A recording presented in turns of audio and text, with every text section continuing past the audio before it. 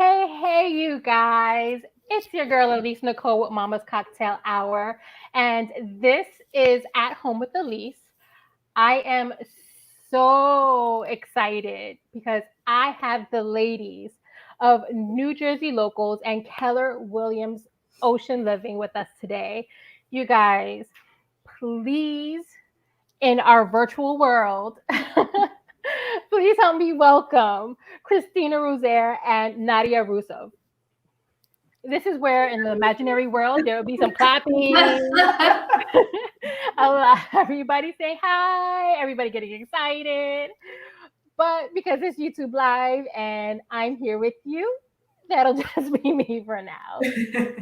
But you guys, tell me about yourselves. Tell me how you got into the business, all the little things that we all want to know. Does anybody want to start first? Do you want to go? I can go.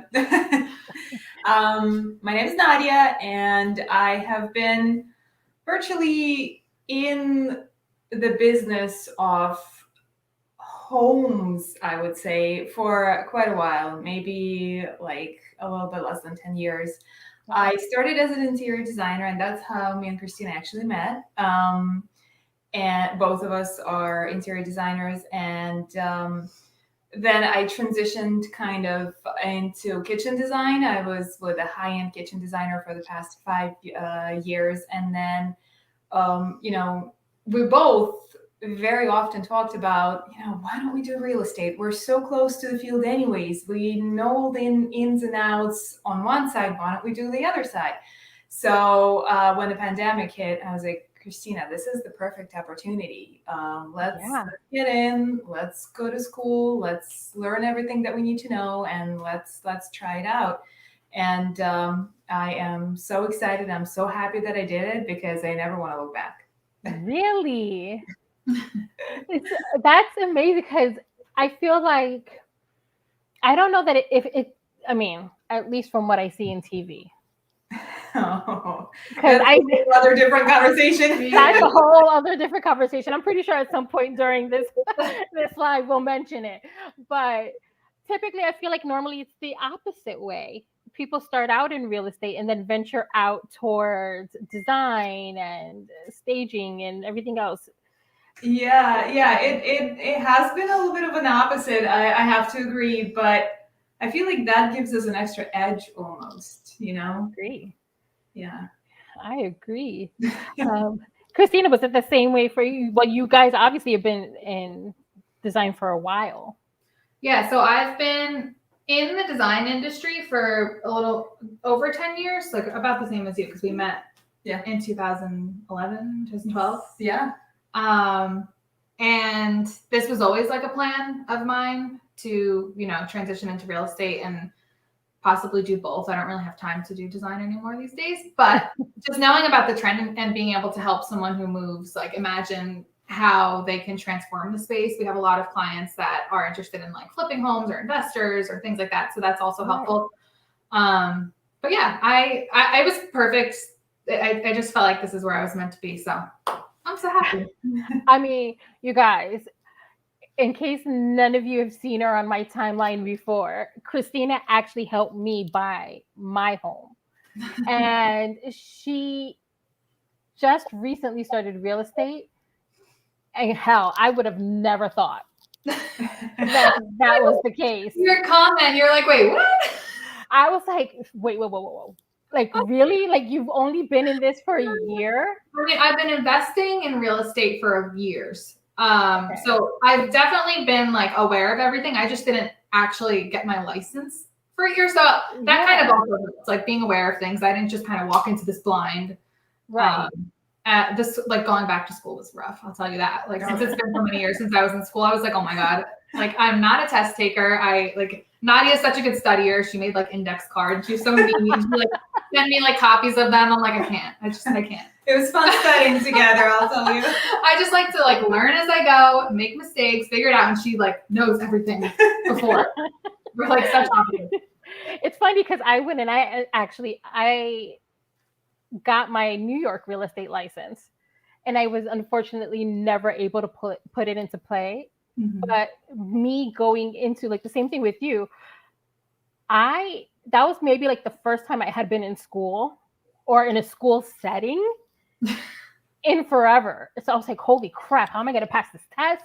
And let alone, because I've heard people take the test multiple times and not pass it. Mhm. And then you have to pass the, I guess, like the state test and the class test. So it was like, holy crap, I got to take 2 It tests. was a lot of tests. It was rough. It A was lot of rough. questions. Yeah. A lot of questions, a lot of legal questions, and it was a And lot. then just But the pressure of going in. I failed like, the state test once. Like the first time I took it, I failed it by a point. Like they tell you your points. It was 1 point or something. I was like, are you freaking kidding me? Like, are you kidding me? I was like reading this test. I was like so upset. I was like, and Nadia passed it before me, so she's like, you're free. And I was like, oh, it's horrible. Oh, well, I'm glad you took that test because you helped me buy my beautiful home, and I'm so excited that you did. But let's get into the nitty gritty questions. I hope you guys are ready. Now you're ready. Don't worry about it. So I know that around this time, spring, summer, people start looking into the whole buying process and selling their homes. What's the current market like? Is it a good time to buy and sell, or is it just in the balance, like waiting in the balance at the moment?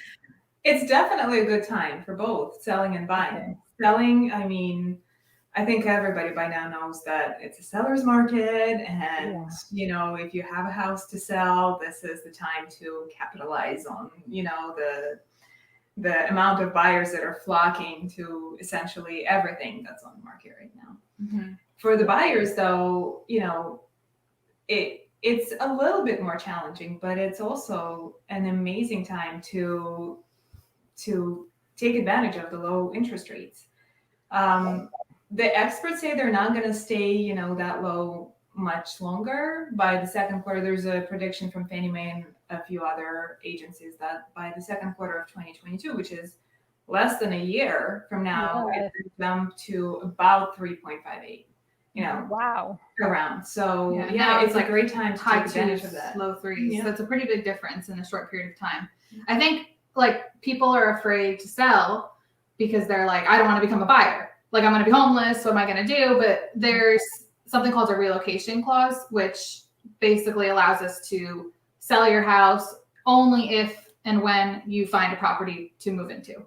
So there's never a chance that you would be homeless. A lot of people don't know that. Like even I have friends, they're like, I kind of want to. I know I can get so much money, but like I don't want to get into this. I don't want to be homeless. I don't want to move to my parents. Like, so right.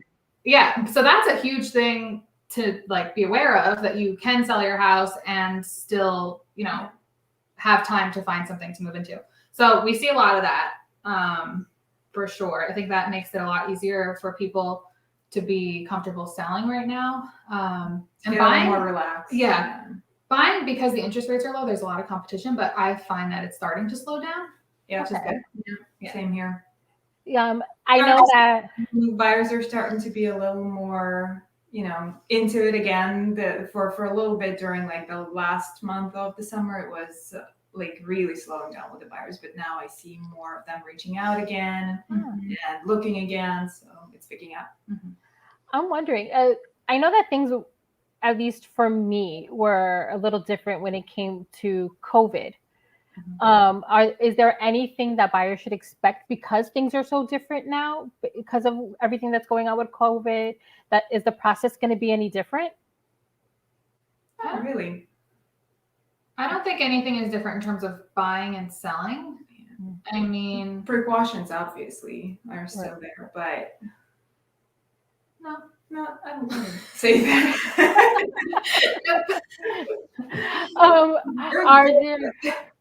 Is there anything different with the banks going on as far as I know I was talking with Zeta, Christina, you may know who Zeta, you may remember who Zeta is. Her experience with buying a home versus mine, in the sense where I think the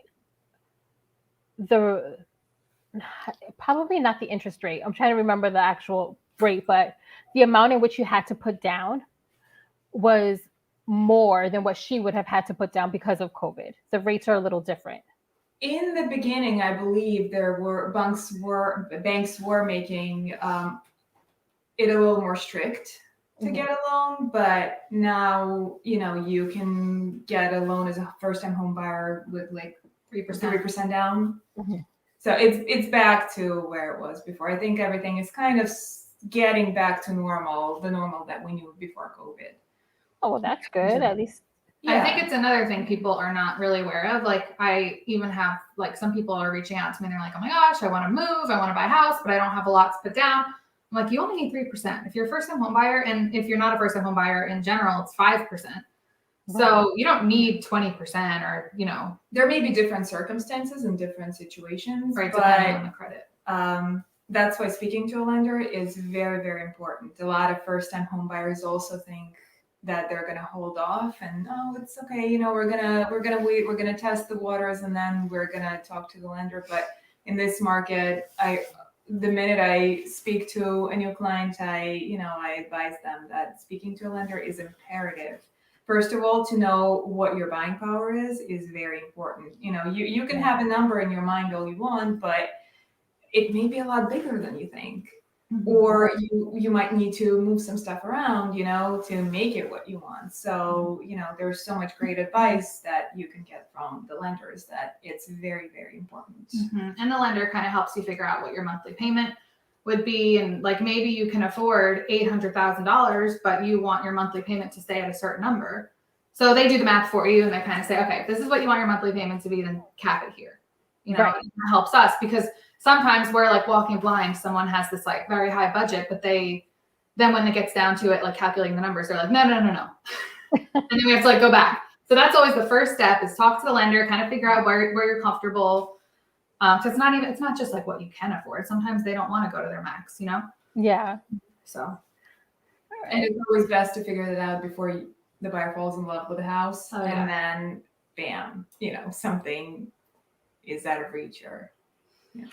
Is that something that you find yourself at odds with a lot of the time where you have this buyer who's like, I love this house, but you're pretty sure that house is nowhere in their price range, or they haven't even figured out what their price range was, yet it happens pretty often. Not extremely often, but it does happen often, especially if it's a first-time home buyer. And a lot of people are like, I don't want to get pre-approved because I don't want you to run my credit. And I don't know if I'm ready yet. And that kind of tells us like they're not ready yet. Like they're not ready to move yet or to buy it because that's the first step when you're serious. So I don't know. I mean, if someone wants to go over their budget and they are aware of everything, I always try. I'm always like, are you sure? Like, are you sure that you're, because like, I don't want you to fall in love with this. And then your mortgage person says like, no. This is not happening at all. Yeah, exactly. I think I remember with you too. Like you also have to take into the account of where you're looking in the taxes and all the other things that people forget about. That's like a huge part of it. So that's so important. It's so much more than like, okay, this is your salary. This is what you want to pay, but then there's all these other factors that come into play that your mortgage, your taxes, your homeowner's insurance, your mortgage insurance. Yeah. There's all these little things that start to add up that you're like, oh, I didn't realize I can't buy this house. Because it's not so much the house, but it's everything else that's involved. Exactly. Yeah. We're always like, it's worth it. Like we know some really great people in the industry that you can just talk to. Like they're awesome. They're nice. They're going to, you can even just text them and just spend a little time, like figure it out just so you're sure. That's what we always try to do first. It doesn't always work out. Yeah. Because people think it's like for us, like it's like we're trying to like sell them or we're like making money by like, we're like, no, this is for you. Like, trust me, like you need to do this first. And even if the person does not want to get pre-approved right away, it's still a good idea to talk to the lender because they can at least give you a ballpark. You tell them, how much you make, how much approximately you spend, give them the details that they need, your credit score, and our lenders, our preferred lenders, at least they can definitely guide you at least in the, Mhm. in a ballpark of what you can afford. Yeah. And they can also help you if your credit is not that great. They can give you tips on how to improve it rapidly as opposed to slow, so you can afford that house sooner than later. Mhm. So, yeah, can't stress it enough. You need to talk to a lender. Yeah, and they become like your friends because throughout the process they might say, I know like you want to bid higher on this house, like we're in a bidding war, but it's at the top of your budget. So they might say, okay, you can do an additional 10,000, but you probably have to pay off your car. Like, or you probably have to like pay off one of your car, or you probably have to like get this credit card down, or like, so they kind of like become your friend, you're back and forth, and they're helping us in the process of trying to find your house. So it's not always that you work specifically, it's not specifically buyer, seller, and a realtor. A lot of the times it's like, oh, okay, we know you want to do this, but let me, direct you towards our lenders. So Exactly. you We do a lot of figure three-way out a calls. way. Yeah. Yep. Yeah. So that's good. So, guys, remember, if nothing else, make sure your money is right before you start looking for a house, because it makes it that much easier to figure out what you can actually look at. Because 100%. I know that it felt like there was just so many things to take into consideration when I personally was buying, that it was just like, oh, okay. I looked at $1 million houses, even though in the grand scheme of things, I knew I was nowhere near capable of buying $1 million house. But there's just that expectation with all the TV shows that are shoved in your face every day. It's just like, I want to get the biggest bang for my buck. So I'm going to look at that house and see. Mind you, you probably can't buy that house at all. If Okay, even next step one. through the door. Next one. Just keep going.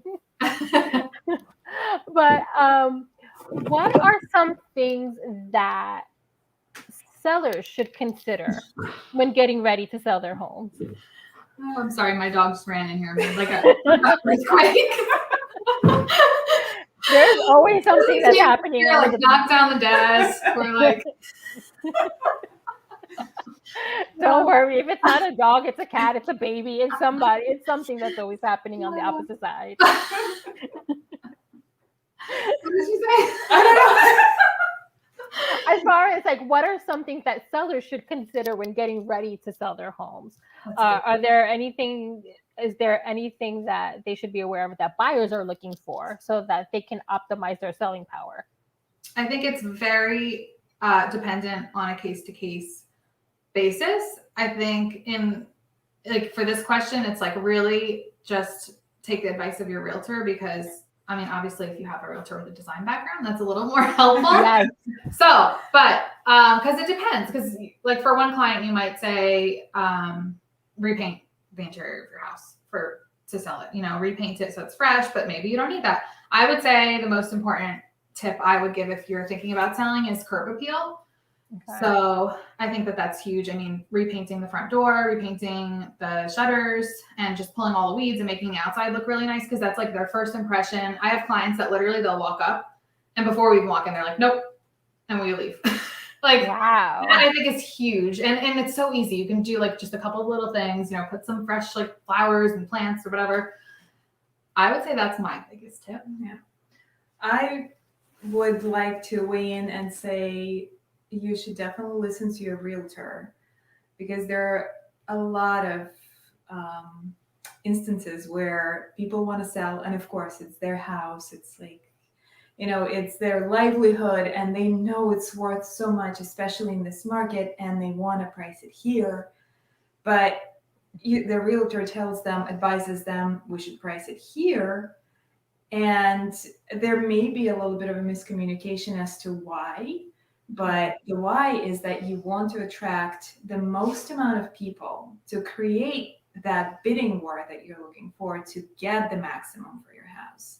If you cut off, an amount of people, but pricing your home too high, you're not going to get there. You're going to maybe get 1-2 people who are interested, and you will most likely end up with a lower offer than what you actually would have gotten if you priced it a little lower. So I had to explain that to a few people that called me and were asking, and they were talking about like, well, I'm not sure. I talked to some other agents and that's what they were saying. And I was like, they are not wrong. They are steering you definitely in the right direction, but this is why. So it's, I think, a very, very important thing to keep in mind. In this market. In any other market, it'll be a different conversation. It's But rare, in this it's a market, rare time. yeah, it is a. So is staging, I know staging is obviously a real thing, but is that something that everybody should be doing? Is it something that typically luxury home elite people only do, or is it something that regular Joe Schmo? Like, according to Love It or Listed.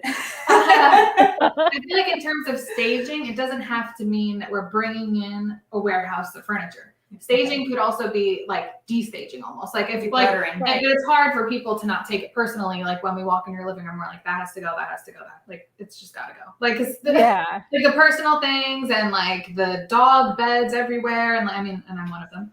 But like there's just certain things that you want to get rid of for sure. In terms of bringing in furniture, I've seen some instances where it's really, really beautiful. I guess it just depends on it, again, case by case. Yeah. Depends on how the home, depends on, the price range, depends on a lot of things. I think if the layout is kind of not traditional and someone might be confused on where would like if it's a big open space and you're like, I can't even imagine where a couch would go, where would the TV go, where would the dining room table go? In that sense, I would recommend staging it so they can see, oh, so this is the living room. Because not everyone can kind of imagine that. But if it's obvious, like this is your dining room, this is your living room, then I don't necessarily think it's needed. Yeah. And again, in this market, it really depends if the house is in a desirable location, if the size is right, if it has the amenities. People are not going to even care about paint, colors, or landscaping. You're going to have and if it's priced right, you're going to have a flock of offers and you're going to be sitting pretty, choosing the best one. But so it's definitely individual to the, Are there any budget-friendly ways of staging or destaging? Just certain things that you can do, or just like concrete things that buyers get automatically turned off with if they walk in a door and they see, I don't know, a shoe rack or I would say crazy paint colors. It's really a simple thing and it makes a huge difference. Like just neutral colors and tones. And if the flooring is horrible, I know that's not like really a cheap thing to fix, but it makes a huge difference. Like if you have old carpet, like bad, just like even cleaning just change it or clean it. Yeah, those kind of things make a big difference. It makes a big difference. I would also add scented candles. Definitely something that makes your house smell good and just gives a good vibe. It's definitely something that, and if you have dark window treatments or anything on covering the daylight or the windows, take it down. Definitely want to like open them up, show the windows, brighten it up. If let's say the kitchen cabinets are salvageable, if they look okay, but maybe the hardware is worn out, or like if you want to change that up, that gives like a new facelift to the kitchen and like things like that. The doorknobs, Right. Yeah, I would invest in a cleaning lady, like the deep clean. Yeah, like, definitely that will be a big one. And I know people are like, I don't want to spend the money, I could do it myself, but it makes a difference. So essentially, clean your house well, declutter, little updates that just freshen up a space, whether it be hardware on your, like you said, on your cabinets or the door or the doorknobs, just little things to update and clean up the current situation. Absolutely. Depending on the time of year, if you can, I would say like open the windows up before showings or something, like let the air in, so it like it just like when you walk in, it's like fresh and you're not like in this like stuffy little, I think like those things make such a big difference. I hate when I walk, like I'm showing a house and I walk in and it's like, why wouldn't they tell them to open the blinds? I open them all, but I'm like, what? Like, it changes the whole thing. Like, you need to let daylight in. You need to have it clean. You definitely don't want it smelling bad. Those are like top 3. So, what are some noticeable trends that you're seeing in homes, or that's being requested by buyers? I'll go, and then you go. I go, and then you go, and I go, and then you go. I'm gonna say open floor plan is probably number 1 for me that I'm seeing. Everybody wants open layout. I would say light and airy paint colors. I hear a lot like, oh, I want it like nice and light, you know. What else did we say? I would say my last few clients actually were excited about big windows and a lot of natural light, like those floor to ceiling windows. And since those are always the good. pandemic, I'm seeing more importance to backyards or entertainment spaces outside. Since everybody was cooped in the house, they want yards and they want or need home offices. Absolutely, definitely the home office. Inside too, more space for the living rooms, entertainment rooms, and like people are doing away with the dining rooms now even. Wow. Yeah. Really? Just more open, less, clutter, less walls, and something where they can spend time now with COVID. I mean, it may change in a few years, hopefully, when we're out of this mess, but for now, that's the trend. I see we have a question from Laurent. Oh. Did you show a very weird house? I did. I showed a really weird house. I think I know what he's talking about. Yeah, I think I do.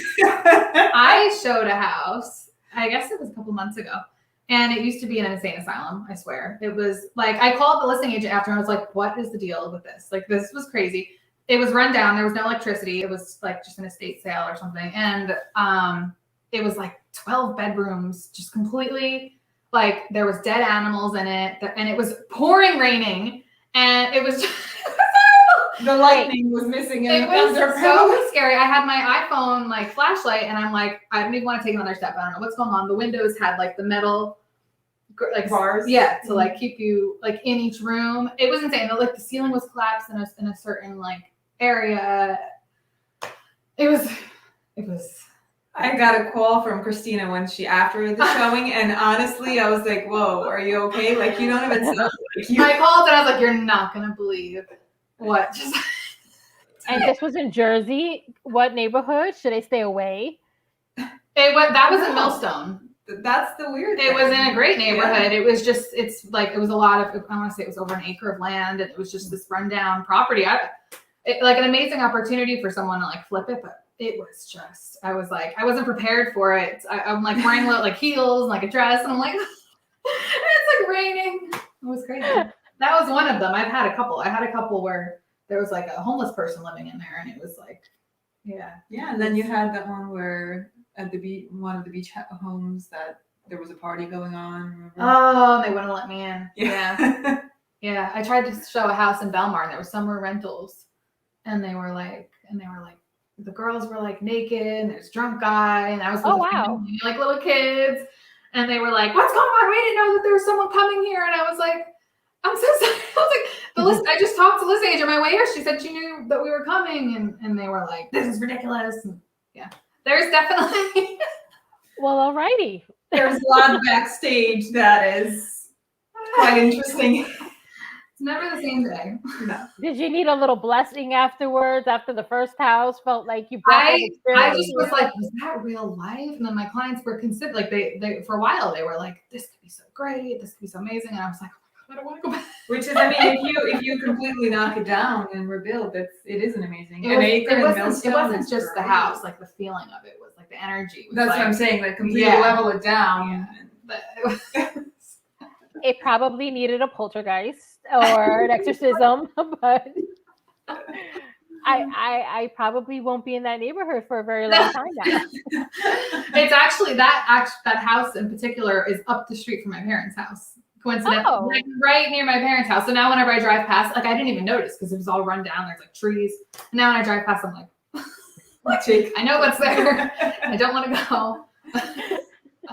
Well, that's interesting. And now I understand that portion of the real estate exam or the real estate book where they were like, be smart when you enter homes. Yeah. Well, we should. The other girl that's in our group, Faith, she actually gave us pepper spray to carry around. Smart. You should always keep this with you. Pepper spray. I have a stud gun. It makes sense. Well, as far as for that, That's taken care of. do you have any? Oh, baby. I was trying so hard to keep her down. No, it is fine. Everyone, Stella. Say hi. We know her. We've seen her face before. If I don't show her enough on my Instagram already, here she is. I can't. She comes. I don't even ask her. I don't invite her. There you go. She's a regular old photogenic dog. She's ready to go. Do you have any tips as far as for landlords and renters? I know that things are a little weird now too, so I'm wondering if there's anything that they should keep an eye out for specifically, or especially now with COVID. I mean, definitely keep following the news and what's being, like, what laws are being passed. Right now, tenants definitely have the power in that situation. So, I mean, depending on the actual situation that you're in, but I would just, do a lot of research and just be aware of what the laws are. I know right now, I think depending on your income, like you can't be evicted through the year. Yeah, there are two brackets. Yeah. One of them is ending this month. Another one is extended to the end of the year. So research is a must if you are thinking of getting an investment property. A research is imperative, and it is not the easiest time to get into that. I mean, nothing is impossible, but it's definitely, not easy right now. It's harder at the moment. Mm-hmm. And there's barely any rentals available. I think we looked it up recently. It was like $2,500 minimum in Monmouth County for like a 3-bedroom. Let's say as a buyer, you're thinking, I'm just going to rent for a little more and I'm going to wait till the market calms down. I would strongly suggest taking advantage of the low interest rates because to rent, there is like a lot of websites. There is the .org website with a fair rent prices that states that in this current year, 3-bedroom should be going for something like $1,900, a little less than that. Well, if you look at Zillow in Monmouth County, a 3-bedroom home is starting at $25,000 and going all the way up to like $5,000 a month. Wow. So, whereas the mortgage can be a lot less than $2,500. Again, depending on situation, depending on your financial situation, but it's definitely the time to buy versus rent. Yeah, I had a couple of clients we were looking for a while, and they were like, I think we're just gonna rent for a little while. And I was like, okay. So we made a search, and I've done this for a couple of people, and there's just I check every day. I'm like, there's nothing today. There's nothing today. There's nothing, I keep saying nothing new. There's really not a lot of rentals even available. So, and especially if you have, your pets, that becomes an issue. If you are allergic to carpets, well, every rental has a carpet. There are so many situations with rentals where you can't really change anything. Whereas if you buy your own home, first of all, you are now, putting essentially money into your future. You're not just wasting it and you're not helping somebody else with their mortgage. Second of all, you can do any improvements that you need. You don't have to worry about the landlord saying, I decided to sell like good luck, you know. Right. Mm. There's so many advantages. And of course the interest rate is like number one. So interest rate is a big motivation right now in terms of buying a home. Mhm.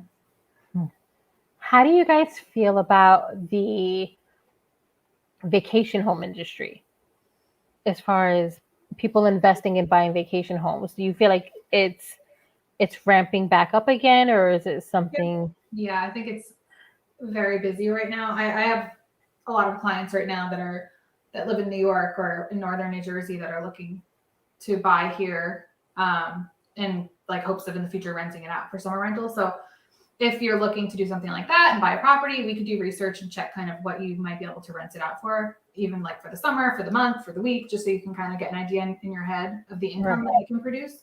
That's another thing. I think that's huge right now. Yeah. And even with the trend of working from home, I find that some people want to live at their vacation home 24/7 now. So there's that trend too. And again, depending on how long this working from home thing stays, and you know, that's gonna be interesting in the future to see what happens with all the big office buildings, because that's another, you know, question, big question in real estate. A lot of malls are shutting down. Everything is becoming virtual. I feel like our whole lives are becoming virtual. Right. So do you feel like the commercial market isn't doing as well in terms of storefronts and big high-rise buildings for offices? And I think commercial real estate has a lot of creative problem solving to do. Because big companies are starting to realize, like, why do we need to pay all this money for this huge building if the employees are working from home 3 days out of 5? You know, why can't we consolidate? So it's definitely a trend moving in the future, and it should be interesting to see. I think in the upcoming year there's going to be a lot more storefronts that are available, that are open. Definitely. I think they will be like priced well because of how things are going. There's not a ton right now. Residential right now is just like where it's at. It's like yeah. So I don't know. I'm curious to see next year. I think that commercial's gonna grow. Okay.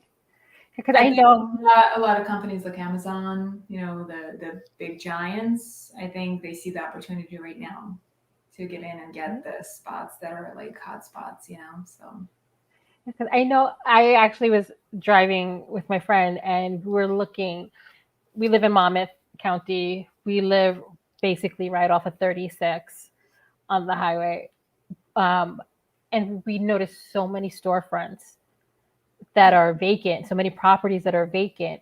We're looking in the area, kind of wondering, like, is anything going to change in the area? Is it going to go downhill? Is it going to go back uphill? What's going to happen? Because it just it makes the area look less appealing because there isn't for sure 100%. an appearance in It's the neighborhood. The opposite with commercial, because there's a lot of vacant properties, Exactly. but there's not a lot of businesses right now looking to move into them, which is the opposite of residential. So I think next year when things are ramping up and there's a lot more people that are, you know, looking for spaces to move their businesses into, I think it's going to change. It also is going to depend on how many people are going to want to go back to work, like on the spot, you know, as opposed to from home. It's going to depend on how many employers are letting that, you know, be the case. So it's definitely going to be an interesting year just to see how the dynamic changes between the residential and commercial. Mm-hmm. Do you think it'll become more mom and pop shops opening up as opposed to big name companies that are taking over all of these storefronts? I kind of hope so. I would love that. I mean, the big companies, I think we're going to see less and less of, just because those are the companies that the employees are starting to realize, like, oh, I can do this from home. So yeah, I think that we're going to see less and less of them and more of the kind of interactions that you need to be face to face, which would be like the mom and pop shops, which I would love that. I hope that they start resurfacing. And then we'll put out a local guide of mom and pop shops. There We've you been go. putting together like we're local things and trying to like find local businesses and support them however we can. So Oh, that's great. Yeah. Um, do you feel like there are certain careers in the real estate industry that are more lucrative right now? So if anybody wants to go into real estate, not necessarily becoming an agent or working in a realtor's office, are there certain careers that you feel like, oh, if you want to dabble in real estate, you should definitely maybe try this out? I think there are different ways to be involved without getting licensed. I mean, you could be a referral agent, which just means, you're making a commission on referring people. Right. And you don't need to be licensed. So there's that you can do. I think becoming an agent right now we like the challenge of it. Like I like challenge. Like I get bored. I need a challenge. I want something that's gonna really teach me something at the end of the day. So that's how I've always been. And so getting into this now during the craziness has taught us so much. Like we've been so busy and we've been like, going in bidding wars back and forth for every single property. And like everyone's waiving the appraisals and just trying to figure out how everything works. Like that doesn't happen normally. So we kind of came in at this time and I think it made us really stronger. So for someone that's thinking about getting into real estate, you have to be up for the challenge if you want to do it now. Yeah. If you want to start like when it's a little bit more calm, maybe wait. Yeah. But if you start now, it's kind of like learning how to drive a car in like a pouring rain with like thunder and you can't see anything, you just hope that you're going to make it. You learn as you go and it's the most challenging. And then you just know it, it's like, if you can handle this market, I feel like, there's going to be curveballs down the road, but this is definitely one of the hardest. So essentially, if you come in and succeed now, yeah, if you can more do than it now, likely, you probably will be good. Yeah, and there was a lot of people who become realtors or get into the business. They kind of do it just out of curiosity, and I forget the percentage of it. We knew it, but a lot of them just kind of drop off, or they end up not being realtors, or they kind of get their license, they never actually like work for it or pursue for it. So a lot of people end up like dropping off, and so it definitely takes like consistency. But I don't know. I think it's a good time. And you have to go to the right place. You have to go somewhere that they're going to teach you and they're going to train you, and they have a lot of resources. So we're at the largest brokerage in the world. Yeah. So they have so many resources for us. So that was helpful. Do you have anything that you want to let our viewers know, or any tips or trades or anything that I didn't ask you that you feel like, guys, do you need to know this? Come find me if you want to find out more, kind of deal.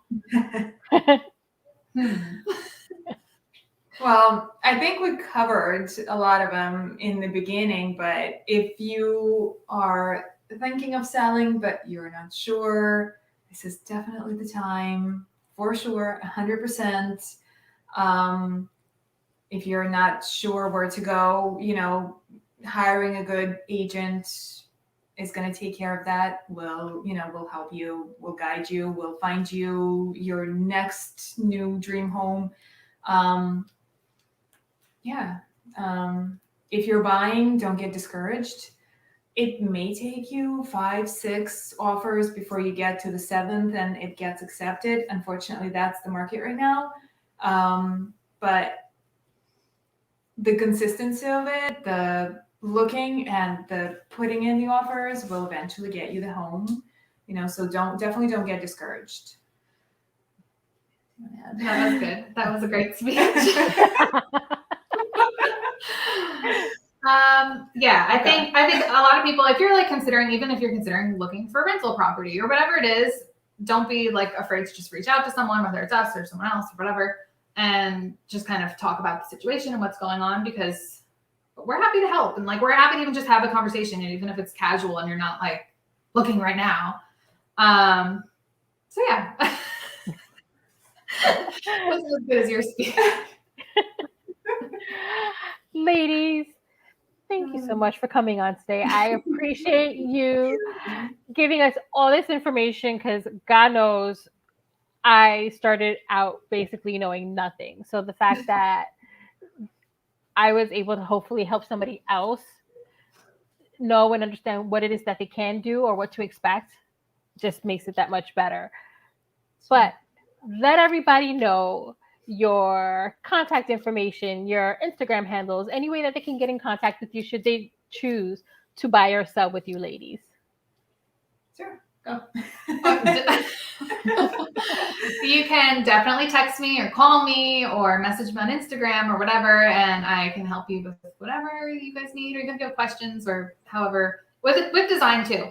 If you have questions, even if you want to just send me like which fixture do you think is better, and I'm happy to help. What's your Instagram? My Instagram is at the Christina Rouzaire. And you, Nadya? Sure. Same, if any questions, I'm always happy to help. I'm happy to, just give advice and chat. My Instagram is at the Nadya Russov. And yeah, just send me a message. You can find us through each other's because we're together right. like every day. Or you can visit at the New Jersey Locals. Yeah, that's our group page. Guys, in case you missed it, don't worry. I'll put all their information in the description of our YouTube video. I'll have all their contact information ready for you. But if you haven't already, make sure you subscribe to Mama's Cocktail Hour on YouTube. Make sure you hit that notification button. Send and share all of our information with your family and your friends to let them know that we're around. You can also contact us through our webpage at www.mamascocktailhour.com. You can find me on my personal page on Instagram at Elyse, at mamas _ Elyse Nicole on IG, or you can find the rest of our girls at some point or another on IG as well. We have Zeta Lisa, we have Mama's Nancy G, we have Jasmine at Jazz Speaks Life. You can find us all. Just remember always to comment, like, subscribe, share, follow, all the good stuff that makes us further out our reach to everybody if you want more of our content. So guys, till next week. And thank you guys so much, Christina and Nadya. I appreciate inviting us. Being here. I hope to see you guys soon. If we have any other questions, that we could do a part 2. If anything is needed, or if you want to come on to promote anything that you have going on in the future.